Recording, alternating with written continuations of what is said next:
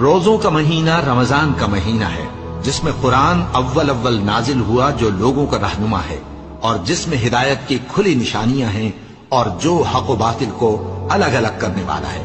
تو جو کوئی تم میں سے اس مہینے میں موجود ہو چاہیے کہ پورے مہینے کے روزے رکھے، اور جو بیمار ہو یا سفر میں ہو تو دوسرے دنوں میں روزے رکھ کر ان کا شمار پورا کر لے۔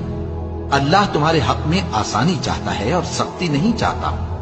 اور یہ آسانی کا حکم اس لیے دیا گیا ہے کہ تم روزوں کا شمار پورا کر لو،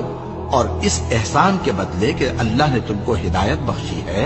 تم اس کو بزرگی سے یاد کرو اور اس کا شکر کرو۔ اور اے پیغمبر، جب تم سے میرے بندے میرے بارے میں دریافت کریں تو انہیں معلوم ہو